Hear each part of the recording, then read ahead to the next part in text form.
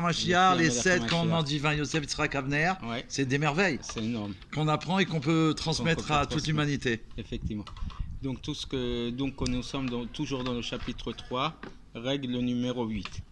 Formidable. Tout ce qu'on a dit précédemment, donc qu'ils ont le droit d'accomplir selon leurs désirs, etc., ce sont dans des mitzvot que le cerveau n'implique pas la personne. Même lorsqu'il y a une raison intellectuelle, mais qu'il n'y a aucune obligation humaine. Comme pour la Mila, donc la circoncision, Trouma et Maaser, celui qui décide de donner des dons aux autres.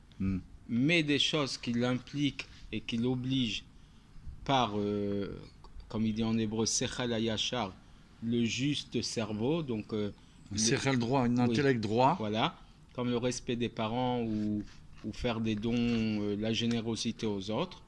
Des actes de bienfaisance. Exactement. Ils se doivent de l'accomplir parce que c'est le comportement droit d'un homme. D'autant plus qu'il a l'image divine par laquelle il a été créé. Il a été créé à l'image de Dieu.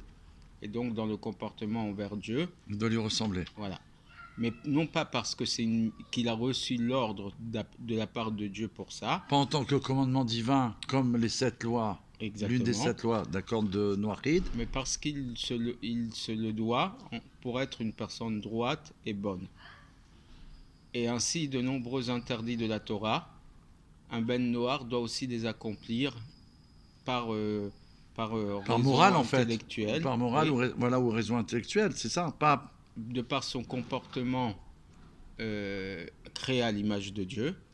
Par exemple, de ne pas haïr les autres, ne pas se venger ou ne pas porter rancune. D'accord ?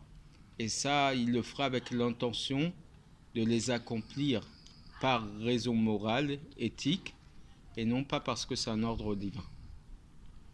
Et cette obligation, c'est une obligation complète pour eux. D'accord ? Et ils pourraient même être jugés sur un comportement grave pour des fautes qui vont contre la morale ou contre l'éthique, ainsi qu'ont été punis les gens de la génération du déluge. Ils ont été punis parce qu'ils ont eu un comportement qui allait contre la morale et l'éthique du monde. Et donc, s'il arrive des choses pas très très bonnes, se remettre en question par rapport à notre comportement moral et éthique. Donc les non-juifs, les noachides, se doivent de respecter toutes ces règles.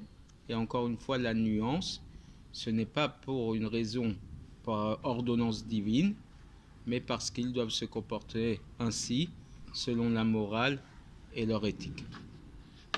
Merci beaucoup de ces précisions extraordinaires. Baruch Hashem. À bientôt. À bientôt.